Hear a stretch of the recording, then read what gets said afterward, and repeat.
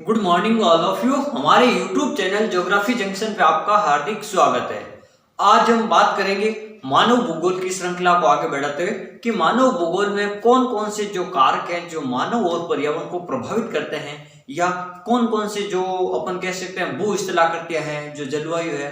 तो आज अपन सबसे पहले बात करते हैं जो भू स्थलाकृतियां होती है वो मानव को किस प्रकार प्रभावित करती है। यानी जैसे पर्वत है, पठार है, जो मैदानी क्षेत्र है, या अपन कह सकते हैं कोई पहाड़ी क्षेत्र है, वो मानव को किस प्रकार प्रभावित करते हैं, या मानव उस वातावरण में किस प्रकार से अपने आप को एडजस्ट करता है और कौन कौन से कार्य या वो किस प्रकार से वहां रहता है। इन सभी बातों के बारे में अपन अध्ययन करेंगे कि मानव भूगोल में अपन जो मानव और पर्यावरण के मध्य जो अंतर संबंध होता है और उनमें जो स्थलाकृतियों का जो मुख्य महत्वपूर्ण भूमिका होती है, तो उनके बारे में अपन बात करते हैं। मानव भूगोल और उनकी यानी जो भू स्थलाकृति है, या अपन कह सकते हैं भू आकृतियों का मानव क्रियाओं पर क्या प्रभाव पड़ता है। जो भू आकृति होती है उनका मानव जीवन के ऊपर क्या प्रभाव पड़ता है। जैसे अपन बात करते हैं पहले प्राकृतिक वातावरण का सबसे महत्वपूर्ण प्रभाव पड़ता है। जो अपन बात कर रहे हैं जैसे वातावरण, जो मानव पर सबसे पहला जो प्रभाव है वो प्राकृतिक वातावरण का। मानव किस प्रकार के वातावरण में रह रहा है, मानव किस प्रकार के जो जलवायु है, जो मानव का जो वातावरण है उसकी जलवायु किस प्रकार की है, वहां का तापमान किस प्रकार का है, वहां का मौसम किस प्रकार का है, वहां अपन कह सकते हैं आर्द्रता किस प्रकार की है, या मिट्टी किस प्रकार की है, या वहां के जो उच्चावच है वो किस प्रकार के हैं। तो वो सभी जो प्राकृतिक वातावरण में आने वाले सभी घटक वो मानव को प्रत्यक्ष या अप्रत्यक्ष रूप से किसी न किसी रूप से वो मानव को प्रभावित करते हैं। जैसे अपन बात करते हैं प्राकृतिक वातावरण का सबसे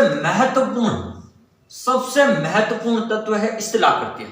यानी सबसे महत्वपूर्ण तत्व है जो प्राकृतिक वातावरण का वो है आपका स्थलाकृतियां। यानी स्थलाकृतियां का मतलब वही जो पर्वत है, पठार है, मैदानी भाग है, वो वाला। तो ये जो स्थलाकृतियां हैं जो सबसे ज्यादा महत्वपूर्ण तत्व है, तथा किसी देश के आर्थिक, सामाजिक, धार्मिक और राजनीतिक दृष्टिकोणों एवं साहित्य, संगीत व कला के विकास में सहायक होती है। और पृथ्वी तल पर दो प्रकार की स्थलाकृतियां पाई जाती हैं। तो ये जो स्थलाकृतियां ये किस प्रकार प्रभावित करती है, मैंने इतने सारे कारण लिखे। जैसे स्थलाकृतियां किसी भी देश की आर्थिक, यानी जो कोई पर्वत है, जो कोई पठार है, जो कोई मैदान है, वो उस देश के लिए कितना इंपॉर्टेंट है, उसकी जो क्या महत्वता क्या है उस देश के लिए। जैसे अपन बात करते हैं भारत के संदर्भ में, अगर मैं एक छोटा सा उदाहरण आपको बताऊं, जैसे हिमालय पर्वत है, तो ये जो जलवायु मौसम परिवर्तन होता है, जैसे रूस से, साइबेरिया से जो आने वाली ठंडी पवनों से अपन की रक्षा करता है। और जो हिमालय पर्वत है इसमें कई सारे धात्विक खनिज, अधात्विक खनिज पाए जाते हैं। वनस्पतियों के रूप में इनसे कई प्रकार की जड़ी बूटियां या वनस्पतियों का अपन को उपयोग या उपभोग करने के लिए मिलता है। या जो कई प्रकार के जो वातावरण है जो प्राकृतिक क्षेत्र में हो सकते हैं वो वहां पर है। तो इस प्रकार से जो एक अपन कह सकते हैं आर्थिक रूप से वो पर्वत या पठार वो कितना महत्वपूर्ण है वहां से। जैसे अपन बात करें भारत का छोटा नागपुर का पठार, वो खनिजों का अजायब घर है, क्योंकि वहां पर इतने सारे खनिजों के भंडार है। तो वो भारत के लिए कितना इंपॉर्टेंट है, सबसे इंपॉर्टेंट या महत्वपूर्ण अपन कह सकते हैं। तो वो भारत के लिए क्या है, वो स्थलाकृति भारत के लिए सबसे महत्वपूर्ण है, और मानव के लिए भी। तो इस प्रकार मैंने बता दिया ये जो पर्वत पठार ये जो अपन की मानव जीवन की आजीविका का मुख्य आधार है या अर्थव्यवस्था का आधार होते हैं, जो पर्वत पठार मैदान वगैरह। जैसे अपन बात करें गंगा सिंधु या यमुना का मैदान है, जहां पर कृषि के विस्तृत भंडार है, अपन कह सकते हैं कृषि के लिए उपयुक्त जलवायु है वहां की, इसलिए वहां पर अधिक जनसंख्या, क्योंकि वहां पर अपन कह सकते हैं किसी भी वहां पर जो जलवायु है, मिट्टी है, जो जलवायु दशा है वो कृषि के लिए एकदम योग्य है, इसलिए वो इतनी इंपॉर्टेंट है या इतनी महत्वपूर्ण है। तो ये तो हो गया आर्थिक रूप से। फिर अपन बात करते हैं सामाजिक रूप से। जैसे कोई पर्वत पठार, जैसे अपन बात करते हैं पर्वतीय इलाकों की, तो वहां रहने वाली जो जनजाति है उनका सामाजिक जीवन, अर्थव्यवस्था, सामाजिक जीवन है, समाज में किस प्रकार रहते हैं, उनका जो सामाजिक या सांस्कृतिक दोनों की बात करें तो वहां का समाज है, वहां की संस्कृति है वो किस प्रकार का है, वो परंपरागत संस्कृति का, अपने वंशजों की संस्कृति का अनुसरण करते हैं या पाश्चात्य संस्कृति का। तो ये भी जो मानव जीवन पर प्रभावित करते हैं, जो संस्कृति के आर्थिक कारक है या अपन कह सकते हैं सामाजिक कारक है। जैसे पर्वतीय भाग पर रहने वाले जो पर्वतीय या जो पठारी भाग पर रहने वाले जनजाति होती है, उनका सामाजिक जीवन या उनकी सांस्कृतिक संस्कृति, रहन सहन, वेशभूषा, खान पान, ये सब क्या होते हैं, अलग होते हैं। तो वो भी एक मानव जीवन को प्रभावित करता है। फिर जैसे धार्मिक, अब वहां कौन से धर्म के लोग रहते हैं, जैसे अपन बात करते हैं कोई विशेष पहाड़ी इलाके पर कोई विशेष धर्म मंदिर हो गया, तो वहां उस धर्म को मानने वाले, तो इस प्रकार वो धार्मिक रूप से पर्वत पठार, कहीं कहीं कहते हैं कि जो मंदिर होते हैं, अधिकांशतः मंदिर पहाड़ी इलाकों में होते हैं, जैसे माता जी वगैरह के मंदिर, या अपन कहते हैं भगवान शिव का मंदिर, तो वो एक आस्था का केंद्र हो जाते हैं, चाहे जो मैदान में हो चाहे पठार पे हो। फिर राजनीतिक दृष्टिकोण, जो पर्वत, मैदान और पठार, इनके ऊपर जो राजनीति का भी कुछ प्रभाव रहता है, कुछ न कुछ राजनीतिक गतिविधियां, जैसे अपन बात करें गंगा यमुना के मैदान की, तो यहाँ पर जैसे ये भूमि कृषि के लिए उपयोग है, तो यहाँ पर परिवहन होंगे, यहाँ पर विद्युत होगा, यहाँ पर शिक्षा के क्षेत्र होंगे, यहाँ पर सभी प्रकार की जो सुख सुविधाएं होगी, उच्च जीवन स्तर होगा, क्योंकि यहाँ पर जो राजनीतिक दबाव भी ज्यादा होता है, जो जहाँ पर ज्यादा जनसंख्या या ज्यादा विकसित जो जगह होती है, या जो जलवायु की दृष्टि से सबसे महत्वपूर्ण जगह होती है, वहां पर सभी जो क्रियाएं होती हैं, आर्थिक क्रियाएं या प्राथमिक क्रियाएं, वो उच्च होती हैं।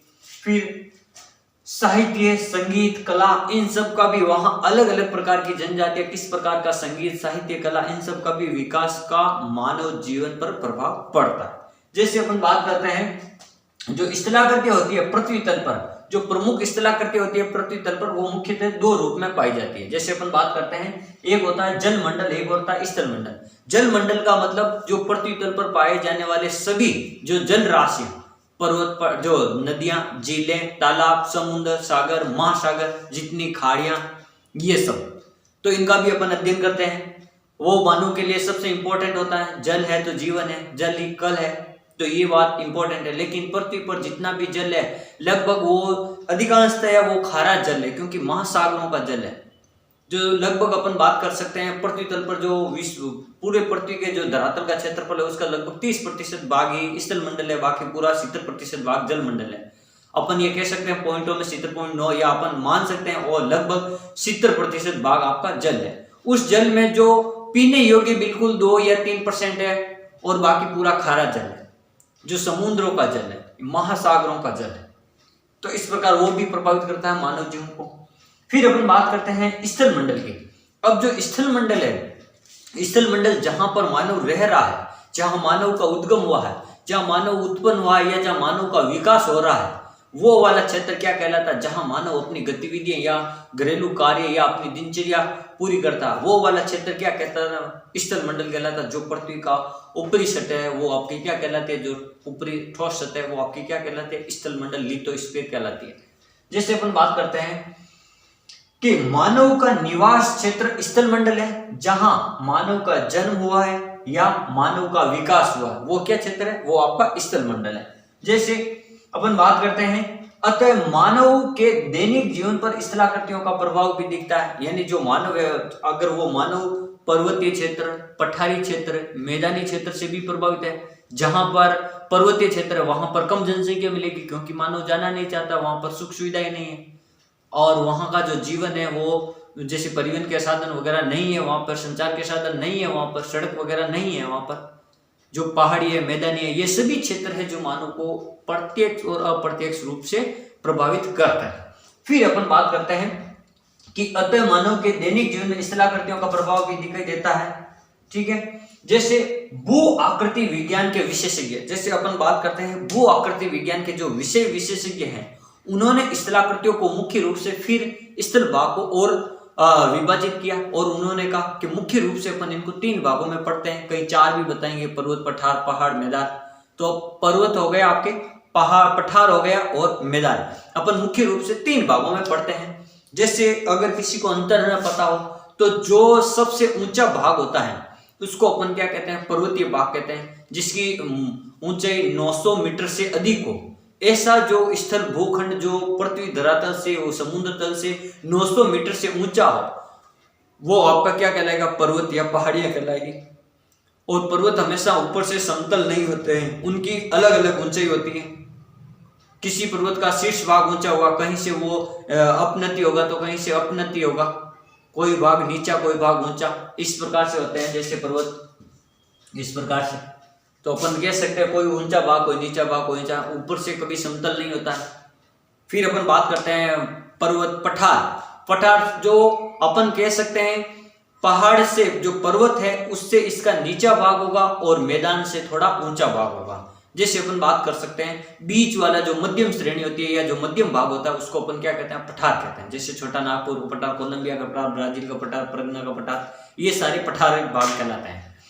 जैसे अपन बात करते हैं मैदान, जो समुद्र तल से, अब मैदान में क्या अंतर है, जो समुद्र तल से लगभग 300 मीटर की ऊंचाई पर पृथ्वी तल पर ऊपर उठा हुआ भाग जो लगभग समतल हो उसे अपन क्या कह सकते हैं, मैदान कह सकते हैं। पृथ्वी तल से लगभग 300 मीटर की ऊंचाई होनी चाहिए समुद्र तल से, तो वो भाग क्या कहलाता है, पर्वत, पठार और मैदान। इन तीनों में थोड़ा थोड़ा आपको सामान्य रूप से अंतर पता चल गया।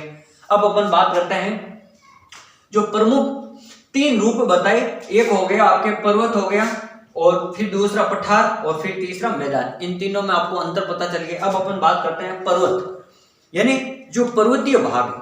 अब जैसे जैसे अपन बात करते हैं कि मानव जीवन पर किस प्रकार प्रभाव पड़ता है पर्वत का, तो मैं सभी लाइनों को एक ही साथ में बता देता हूं कि ऊंचाई सभी जगह समान नहीं है और इसके कारण वातावरण में परिवर्तन होता है। यानी जो पर्वतों की जो ऊंचाई है वो लगभग सभी जगह समान नहीं होती है और वो एक श्रृंखला के रूप में अलग अलग होती है, कहीं नीचा, कहीं ऊंचा, कहीं नीचे, कहीं ऊंचाई। तो अपन ये बात कर सकते हैं कि मानव जीवन पर जैसे अपन कहते हैं तापमान, तो अपन पृथ्वी तल से जैसे जैसे अपन पर्वतों की ऊंचाई पर जाएंगे तो क्या होगा, तापमान में कमी आएगी। प्रत्येक 165 मीटर की ऊंचाई पर 1 डिग्री सेंटीग्रेड तापमान कम हो जाएगा, ये आपको ध्यान रखना। यानी लगभग 1000 मीटर की ऊंचाई पर लगभग 6.5 डिग्री सेंटीग्रेड जो तापमान है वो आपका कम हो जाएगा। तो जहां अब अपन पर्वतों की बात कर रहे हैं, तो पर्वतों पर मानव जीवन किस प्रकार प्रभावित होता है। जैसे पर्वतीय क्षेत्रों का जो रहन सहन अलग होता है, पर्वतीय क्षेत्रों पर परिवहन व्यवस्था अलग होती है, पर्वतीय क्षेत्रों का खान पान अलग होता है, पर्वतीय क्षेत्रों का जो सुविधाएं जैसे विद्युत उत्पादन है, जैसे अन्य सुविधाएं, जैसे अपन बात करते हैं यहाँ पर कि वहां की जलवायु, पर्वतों की जो ऊंचे जैसे भाग है वहां की जलवायु ठंडी जलवायु होगी, नम जलवायु होगी, आर्द्रता युक्त जलवायु होगी, बादल एकदम पास में होंगे पर्वतों के। वहां पर्वतों के ऊपर की जो जलवायु है, जैसे अपन ने पढ़ा भारत के पर्वतीय भाग की जो अलग अलग प्रकार की जलवायु, यानी जैसे 900 मीटर, 1800 मीटर, फिर 2700, फिर ये अपन ने पढ़ा, तो ये ऊंचाई के आधार पर जो पर्वतों की अलग अलग प्रकार की जलवायु है, तो वहां अलग अलग प्रकार की आपको वनस्पति देखने को मिलेगी। मैंने आपको प्राकृतिक वनस्पति में बताया होगा, और नहीं है तो आप अब मेरे वीडियो पे देखना कि प्राकृतिक वनस्पति पे किस प्रकार जलवायु है जो अलग अलग प्रकार से। यहाँ पर अपन बात करेंगे सदाबहार है, फिर शीतोष्ण है, फिर उप शीतोष्ण है, फिर अल्पाइन है, फिर टुंड्रा है, फिर अपन कहेंगे हिमरेखा। तो इस प्रकार से वो जो ऊंचाई है वो जलवायु है, ऊंचाई पर्वतों पर धीरे धीरे जलवायु अलग अलग प्रकार की। फिर बात करते हैं अलग अलग जलवायु होगी तो वनस्पति, पेड़ पौधे जो वहां पर होंगे, जीव जंतु, वो भी सब अलग अलग प्रकार के होंगे, तो इस प्रकार प्रभावित करते हैं। जैसे मानव का जो व्यवसाय है, जो पर्वतों पर व्यवसाय है, अब मानव जैसे मैदानी भाग में जो व्यवसाय करा वो पर्वतों पे तो कर नहीं सकता क्योंकि वहां की जो स्थितियां हैं वो अलग है। तो पर्वतों पर क्या कर सकता मानव, लकड़ी काट सकता है। जो प्राथमिक व्यवसाय होते हैं जैसे लकड़ी काटना है, या अपन कह सकते हैं पशुपालन भी कर सकता है, वो अपन कह सकते हैं। या पर्वतीय भागों पर जो कृषि होती है, जैसे अपन कहते हैं सीढ़ी नुमा कृषि, तो थोड़ी थोड़ी कृषि भी कर सकता है। वह पर्वतों पर खनन कर सकता है। पर्वत और जो जनसंख्या, जहां पर्वत है वहां पर कम जनसंख्या होगी क्योंकि वहां पर जो पहाड़ी इलाकों में लोग कम बसना पसंद करते हैं। फिर अपन बात करते हैं खनन हो गए, जनसंख्या हो गई, सुरक्षा। अब सुरक्षा की दृष्टि से जी पर्वत एक दृष्टि से तो सबसे अच्छे होते हैं क्योंकि जितने भी अपन के यहाँ पर जो राजा महाराजाओं के किले हैं वो सभी कहाँ पर्वतीय भागों पर बने हुए, क्योंकि जो नीचे से आक्रमण करने वाला जो आक्रमणकारी आता है तो उससे अपन को पता चल जाता है आक्रमणकारी आ रहा है। तो पर्वत एक सेफ जगह होती है। लेकिन अगर प्राकृतिक वनस्पति या अपन प्राकृतिक जीव जंतुओं की दृष्टि से माने तो पर्वत है जो एक अपन कह सकते हैं कि जो जंगली जानवर वगैरह होते हैं उनकी दृष्टि से थोड़ा असुरक्षा की दृष्टि श्रेणी में अपन रख सकते हैं, तो वो भी मानव जीवन को प्रभावित करते हैं।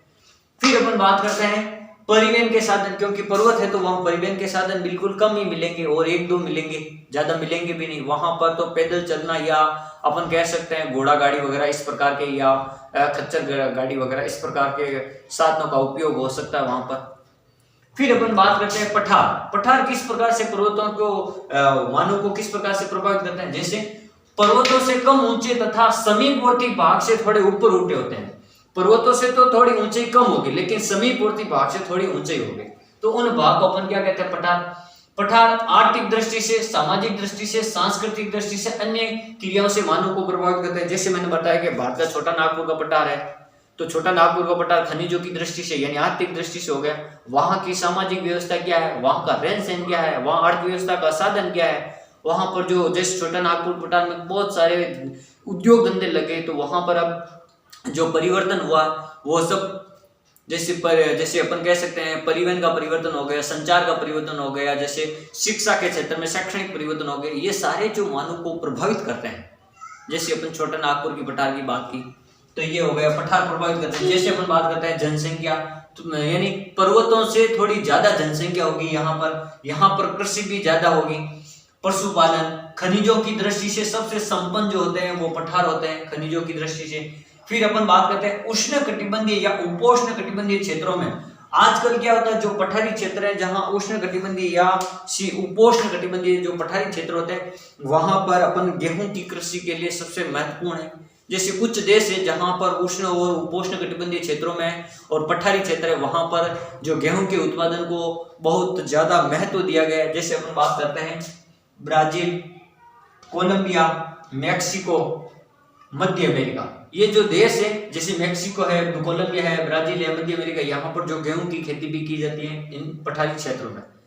फिर अपन बात करते हैं मैदान। जो मैदान होता है, मैदानी क्षेत्र यानी सबसे नीचा भाग, पर्वत, फिर पठार, फिर मैदान। जैसे अपन इस प्रकार के एक अगर श्रृंखला बनाए तो ये आपका क्या हो जाएगा, पर्वत, ये फिर ये आपका धीरे ये पठार, फिर अपन कहेंगे ये मैदान। तो ये 1 नंबर पर्वत, 2 नंबर हो गए आपके पठार और ये 3 नंबर हो गए आपके मैदान। तो इस प्रकार अपन कह सकते हैं ऊंचाई के अनुसार।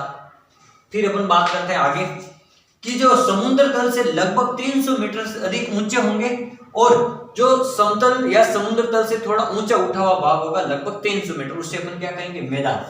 मानव की जो आदिम कालीन जो सभ्यता है उनका उद्गम भी अपन क्या कहते हैं, मैदानों से माना गया है। यानी जो मानव है उसकी जो उत्पत्ति है या उन सभ्यता जो प्राचीन कालीन सभ्यता है वो सभी मैदानी नदी घाटी या मैदानों की जो सभ्यता मानी जाती है। जैसे नील नदी के जो मैदान है, तटवर्ती क्षेत्र है, तो नील नदी की सभ्यता, सिंधु घाटी सभ्यता, अपन कह सकते हैं कालीबंगा, हड़प्पा, जितनी भी सिंधु सभ्यता, ये सब नदी घाटियों के जो मैदानी क्षेत्र होते हैं वहां पर पाई जाती है।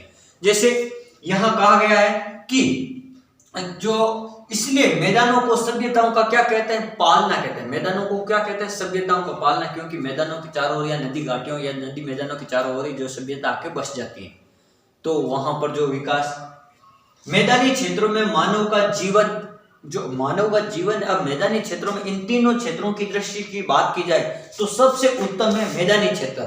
मानव के लिए सबसे इंपॉर्टेंट कौन है, मैदानी क्षेत्र, जो क्रियाकलाप करने के लिए। अगर कहीं से धातु अधातु जैसे खनिज की बात की जाए तो पठार और पर्वतीय क्षेत्र है, लेकिन जब कृषि है, परिवहन है, संचार व्यवस्था है, मानव के रहने के लिए क्षेत्र है, आवास है या जनसंख्या जहां अधिक मिलेगी, वो सब क्षेत्र कहाँ है, मैदानी क्षेत्रों में होता है। जैसे मानव जीवन का सबसे जो सरल जीवन है, जो जीवन यापन है, जो मैदानी क्षेत्रों में होता है, सभी सुविधाएं मिल जाती हैं। जैसे कृषि के लिए उत्तम है, अपन कहते हैं गंगा यमुना का मैदान है, सिंधु का मैदान है, ब्रह्मपुत्र का मैदान है, जितने भी मैदानी क्षेत्र है, क्योंकि कृषि वगैरह के लिए समतल भूमि भी आवश्यक है। फिर पशुपालन, यहाँ पर पशुपालन भी ज्यादा होगा। उद्योग धंधे भी सबसे ज्यादा कहाँ है, मैदानी क्षेत्रों में लगेंगे, क्योंकि मैदानी क्षेत्रों में लगने के पीछे कारण है कि परिवहन की सुविधा वहाँ सही है, जल की सुविधा वहाँ, विद्युत आपूर्ति की सुविधा, इसलिए। फिर अपन कहते हैं व्यापार। जो व्यापार होता है वो भी क्या होता है, मैदानी क्षेत्रों से ही शुरू होता है। जहां बड़े बड़े उद्योग धंधे होंगे वहीं से व्यापार की शुरुआत होती है और वहीं से उनके बाजार के निकट होने की संभावना ज्यादा है, क्योंकि जो मैदानी क्षेत्र होते हैं जहां पर उद्योग धंधा है तो वहां पर बाजार निकट होने, वहां उपभोग करने के लिए प्रति व्यक्ति आय, वहां जनसंख्या अधिक होनी चाहिए उपभोग करने के लिए। ये जो परिवहन है, ये जब एक दूसरे से जुड़े हुए तत्व है जो मानव को किसी न किसी रूप में प्रत्यक्ष अप्रत्यक्ष रूप से प्रभावित करते हैं। जैसे अपन बात कर दी कि व्यापार में विश्व के प्रमुख बंदरगाह भी समुद्र तटीय मैदानों के जो कटे फटे क्षेत्र होते हैं वहां पर रहते हैं। यानी जो मैदानों की बात की तो जितने भी व्यापारिक जो बंदरगाह होते हैं वो भी लगभग समुद्र तटीय जो मैदान होते हैं, समतल जगह होती हैं या जो खाड़ी बंदरगाह होते हैं, वहां पर उनको स्थापित किया जाता है ताकि परिवहन के साधन या जो अपन कह सकते हैं आयात निर्यात या व्यापार आराम से हो सके विदेशी देशों के साथ में। तो इस प्रकार से अपन कह सकते हैं कि जो मानव जीवन है जो उनका भू स्थलाकृतियों के साथ में बहुत ही गहरा संबंध है और मानव जीवन का भू स्थलाकृतियों पर बहुत ही ज्यादा प्रभाव पड़ा है, भू स्थलाकृतियों का मानव के ऊपर। तो अपन इससे ये कह सकते हैं कि जो पर्वत है, पठार है, मैदान है, मानव किसी न किसी रूप से प्रत्यक्ष या अप्रत्यक्ष रूप से इनसे जुड़ा हुआ या इनसे संबंध रखता है, बहुत ही गहरा संबंध, क्योंकि ये मानव के जो संसाधनों के भंडार है, खनिजों के भंडार है, ये पर्वत, पठार, मैदान ये होते हैं। इस प्रकार आज हमने पढ़ा कि मानव जीवन को प्रभावित करने वाले भू स्थलाकृतियां। Thank you.